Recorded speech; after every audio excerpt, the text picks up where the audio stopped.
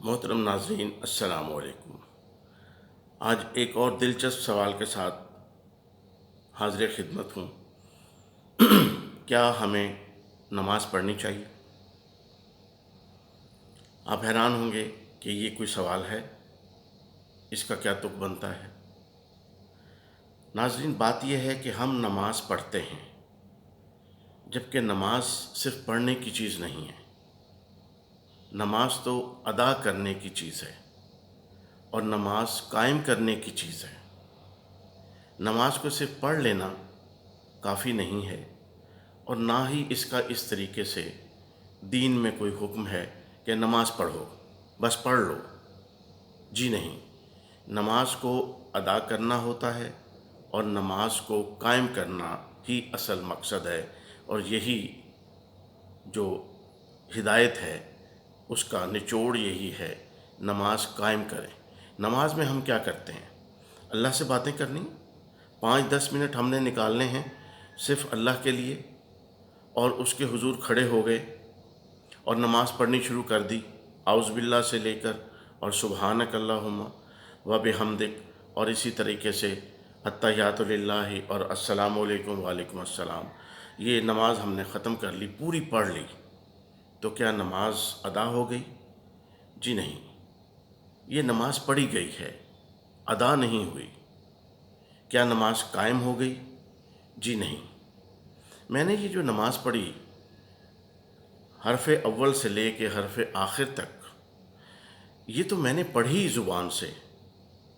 बज़ाहिर देखने वालों ने भी कहा नमाज पढ़ रहे हैं, लेकिन हकीकत में तो मैंने इस थोड़े से टाइम में अपना सारा शेड्यूल, सारा प्लान मुरतब कर लिया कि नमाज के बाद मैंने क्या करना है।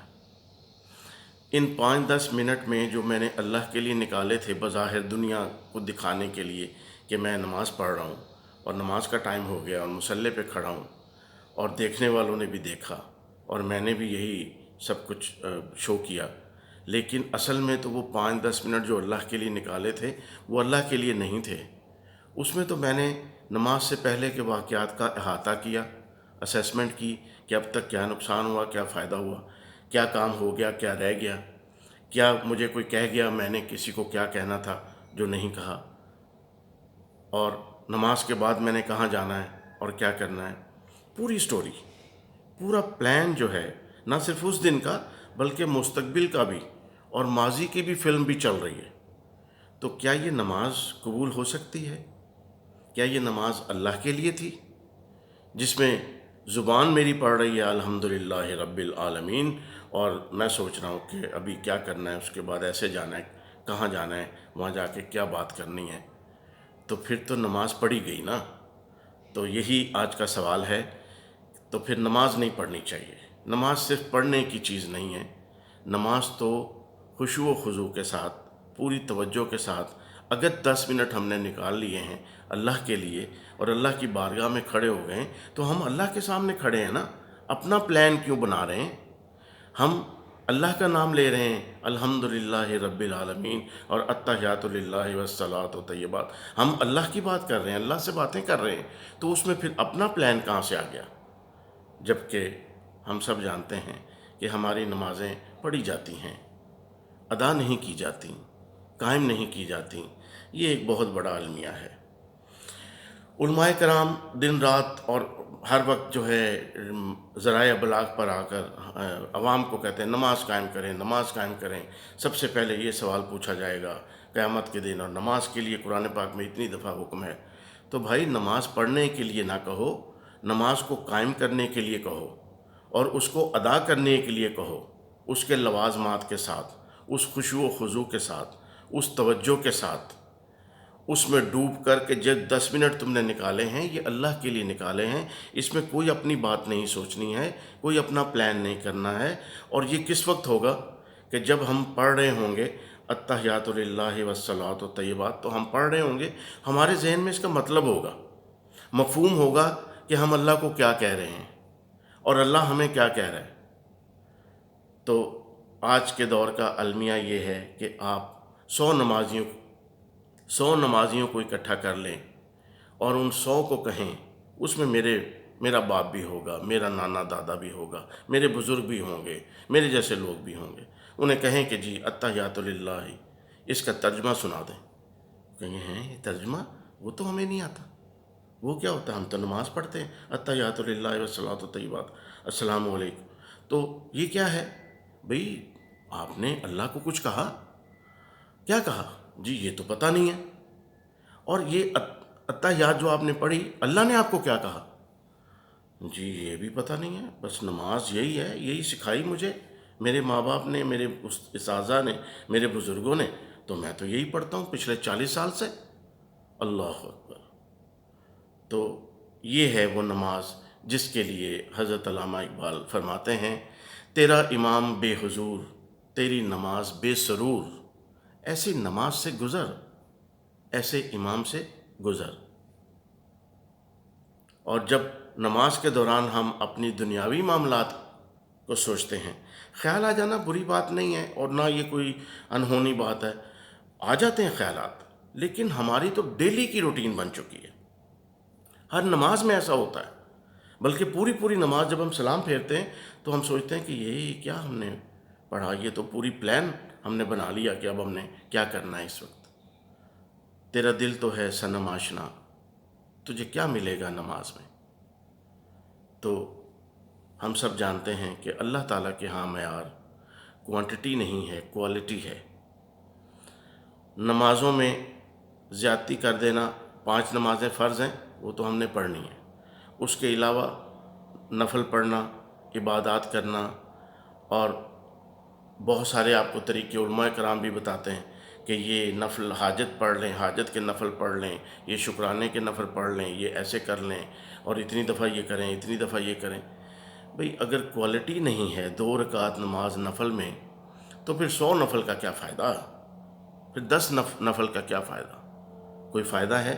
جب ہم سمجھ ہی نہیں رہے ہیں، پہلی لائن سے لے کے سبحانک اللہم و بحمدک و بحمدک، یہاں سے لے کے وہ تبارک اسموں کا، یہاں سے لے کے پتہ ہی نہیں ہے کیا کہہ رہے ہیں کہ اللہ پاک ہے، اللہ کا نام بڑا مبارک ہے۔ جب ان ترجمہ ہی ذہن میں نہیں ہے تو پھر اس کی قبولیت کیا ہوگی؟ ہم اللہ کو کیا کہہ رہے ہیں؟ We don't know. اللہ ہم سے کیا کہہ رہا ہے؟ جی وہ تو پتہ نہیں۔ نماز یہی ہے جو میرے ماں باپ نے سکھائی، بزرگوں نے سکھائی، اساتذہ نے سکھائی۔ تو وہاں سے لے کے، پہلی آیت سے لے کے اور آخر تک، التحیات کی آخری آیت تک، ہمیں نہیں پتہ ہم نے اللہ کو کیا کہا۔ اللہ ماشاء اللہ جو لوگ عالم ہیں، مسلمان ہیں، پڑھے لکھے لوگ ہیں، جنہیں ایک ایک لفظ کا پتہ ہے کہ میں اس وقت اللہ کو کیا کہہ رہا ہوں، سجدے کی حالت میں کیا کہہ رہا ہوں، قیام کی حالت میں کیا کہہ رہا ہوں، رکوع کی حالت میں کیا کہہ رہا ہوں، اور اللہ مجھ سے کیا کہہ رہے ہیں۔ یہ جو میں آیت پڑھ رہا ہوں، یہ جو میں سورہ پڑھ رہا ہوں، اور یہ جو میں تلاوت کر رہا ہوں یا دل میں پڑھ رہا ہوں، تو اس کا مطلب کیا ہے؟ تو پھر تو نماز کی قبولیت ہے، پھر تو آپ کو لطف بھی آئے گا، سرور بھی آئے گا، توجہ بھی آئے گی، خیال کوئی اپنا آئے جھٹک دیں کہ نہیں، اللہ کا نام ہے، اللہ کی تعریف ہے، اللہ سے مخاطب ہوں، اللہ مجھ سے مخاطب ہے، تو پھر کیسے نماز میں وہ چیز پیدا نہیں ہوگی؟ تو تیری نماز میں باقی جلال نہ جمال، تیری نماز میں باقی جلال ہے نہ جمال، تیری اذاں میں نہیں ہے میری سحر کا پیغام۔ حضرت علامہ اقبال نے یہی باتیں بار بار ہمیں سمجھانے کی کوشش کی۔ سجدوں سے تیرے کیا ہوا، صدیاں گزر گئیں، سجدوں سے تیرے کیا ہوا، صدیاں گزر گئیں، دنیا تیری بدل دے وہ سجدہ تلاش کر۔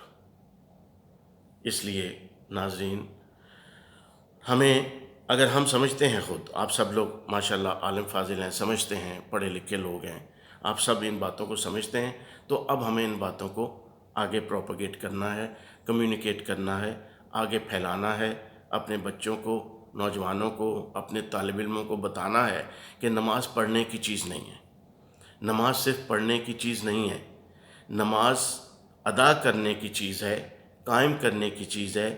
نماز پڑھنے کے ساتھ ساتھ اس کو سمجھنا بھی ضروری ہے، اور جو سمجھ میں آ رہی ہے، پھر نماز سلام پھیرنے کے بعد اٹھ کر دنیا کے کام کاج میں لگنے سے پہلے ان چیزوں پہ عمل کرنا بھی ضروری ہے، اور دنیاوی فرائض ادا کرتے ہوئے وہ نماز میں جو سورہ ہم نے پڑھی تھی، جس کا ترجمہ ذہن میں تھا، اور جو نماز کی ساری آیات کا ہمارے ذہن میں مفہوم تھا اس کو مد نظر رکھ کے اگلی نماز تک کام کرنا ہے، اگلی نماز تک ان کو مد نظر رکھ کے کام کرنا ہے، تو اگلی نماز کا وقت آ جائے گا، پھر ہم وہ دہرائیں گے عہد کو، اور پھر اللہ ہمیں وہ ہدایات دے گا کہ ایسے کرنا ہے، ایسے کرنا ہے، یہ صحیح ہے، یہ غلط ہے، اور پھر ہم اگلی نماز تک انہی ہدایات کو ذہن میں رکھتے ہوئے، یہ ہے نماز پنجگانہ۔